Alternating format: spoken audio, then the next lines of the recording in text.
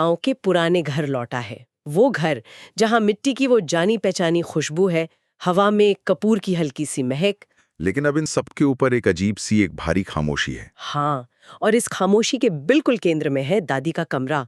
एक ऐसा कमरा जिस पर आरव ने बचपन से सिर्फ ताला ही लगा देखा है। और गांव वालों की कानाफूसी तो हमेशा से थी कि दादी के पास कोई गहरा राज था। तो आज हमारी पड़ताल इसी राज के इर्द गिर्द घूमेगी। हम इस कहानी के परतों को खोलेंगे और ये समझने की कोशिश करेंगे कि उस बंद कमरे की विरासत आखिर थी क्या। बिल्कुल।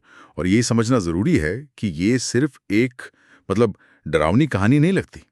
इसके अंदर आपको पारिवारिक विरासत, अनकहे वादे और इंसानी दुनिया और प्रकृति की आत्माओं के बीच के एक बहुत पुराने रिश्ते की झलक मिलती है। हाँ, हमारा मकसद सिर्फ कहानी सुनना नहीं है, बल्कि इसके प्रतीकों को समझना है। वो दस्तक, मिट्टी पर लिखे संदेश, डायरी के पन्ने, ये सब मिलकर आरव की यात्रा को और उसे जो जिम्मेदारी मिली उसे कैसे आकार देते हैं, हम इसे समझने की कोशिश करेंगे। तो चलिए शुरू करते हैं। आरव उस घर में अकेला है, रात का सन्नाटा है और पहले ही रात ठीक 1:17 पर खिड़की पर एक साफ दस्तक होती है। और यहीं से मामला दिलचस्प होना शुरू होता है।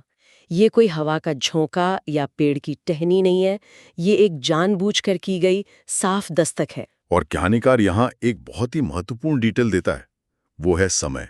1:17। हाँ, 1:17।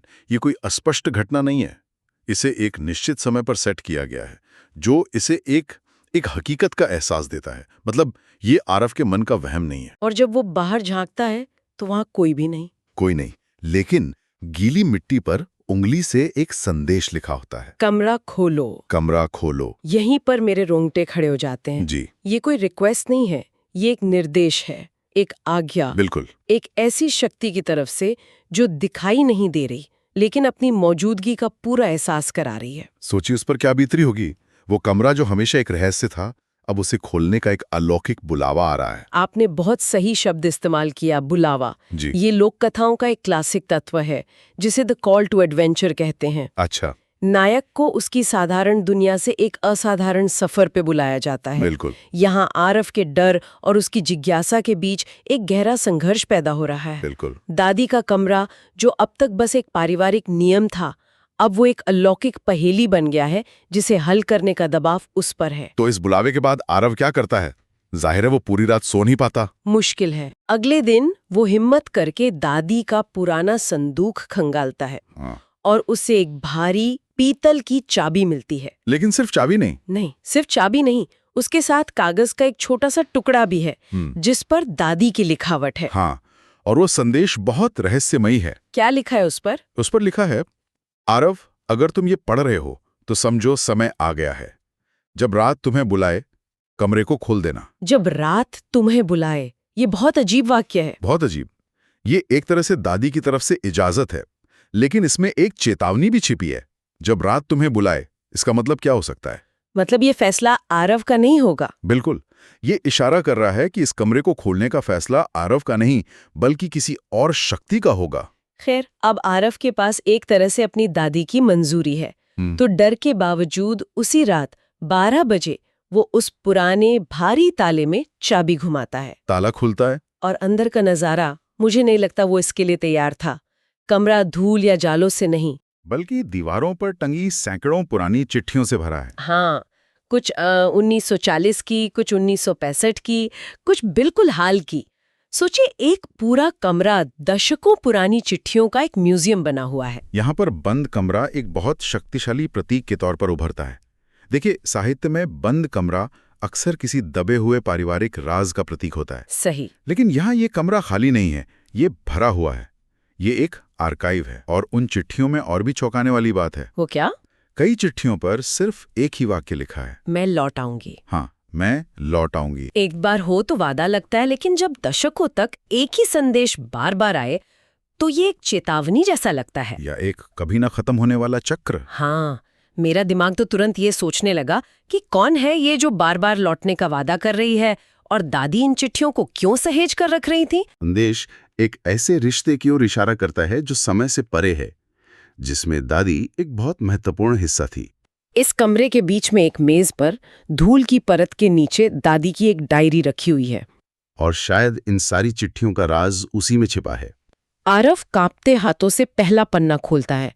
जिस पर साल लिखा है 1958। और यहीं से कहानी का अतीत खुलना शुरू होता है। दादी ने लिखा है कि एक तूफानी रात को उन्हें जंगल में एक घायल औरत मिली थी। वो बुरी तरह डरी हुई थी और बस एक ही बात कहे जा रही थी, वह आ रहा है, मुझे बचाओ। तो दादी उसे घर ले आई और उसकी देखभाल की। जो कोई भी करता।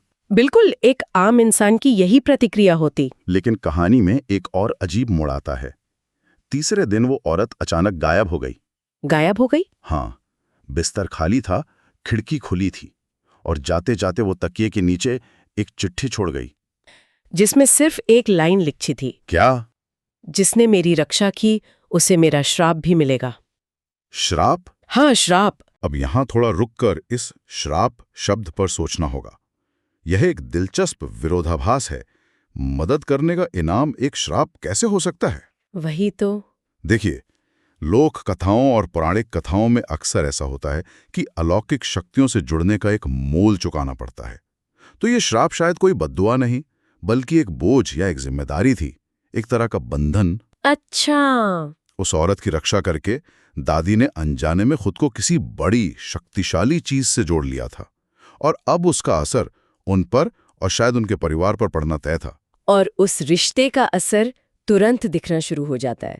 जैसे ही आरव डायरी का ये पन्ना पढ़ता है, उस बंद कमरे में अचानक तेज हवा का झोंका आता है। दीवारों पर लगी सारी चिट्ठियां एक साथ हिलने लगती हैं। और कोई बहुत धीमी फुसफुसाती हुई आवाज में आरव का नाम पुकारता है। मतलब अब तक संकेत मिल रहे थे, अब सीधी बातचीत की कोशिश हो रही है। बिल्कुल।